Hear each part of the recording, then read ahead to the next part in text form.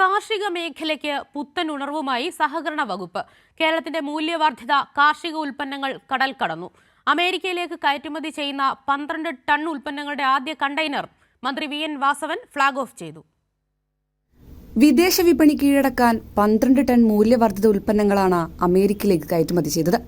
തങ്കമണി സഹകരണ സംഘത്തിന്റെ തേയിലപ്പൊടി, കാക്കൂർ സഹകരണ സംഘത്തിന്റെ ശീതീകരിച്ച മരച്ചീനി, ഉണക്കിയ മരച്ചീനി, വാരപ്പെട്ടി സഹകരണ സംഘം ഉൽപ്പാദിപ്പിച്ച മസാലയിട്ട മരച്ചീനി, ബനാന വാക്വം ഫ്രൈ, റോസ്റ്റഡ് വെളിച്ചെണ്ണ തുടങ്ങിയ ഉൽപ്പന്നങ്ങളാണ് ആദ്യമായി കയറ്റുമതി ചെയ്തത്.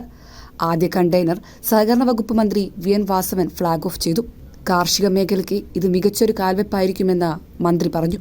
ഇപ്പോൾ ഈ മൂല്യവർദ്ധിത ഉൽപ്പന്നങ്ങൾ ഉൽപ്പാദിപ്പിച്ച് വിദേശത്തേക്ക് ഇന്ന് കയറ്റുമതി വലിയ തോതിൽ ആരംഭിച്ചു കഴിഞ്ഞിട്ടുള്ളത്. ഇനി തുടർന്നും ഈ പ്രക്രിയ തുടരാൻ ആവശ്യമായിട്ടുള്ള വലിയ ആലോചനകളാണ് ഞങ്ങൾ സഹകരണ വകുപ്പ് നടത്തിയിട്ടുള്ളത്. ഇതൊരു പുതിയ കാൽവയ്പ്പാണ്. കേരളത്തിൻ്റെ കാർഷിക മേഖലയ്ക്കൊരു പുതിയ ഉണർവാണ്. കൂടുതൽ സംഘങ്ങളിലേക്ക് ഈ പ്രക്രിയ വ്യാപിപ്പിക്കാൻ കഴിയും. 30 സഹകരണ സ്ഥാപനങ്ങളെയാണ് നിലവിൽ തെരഞ്ഞെടുത്തിരിക്കുന്നത്.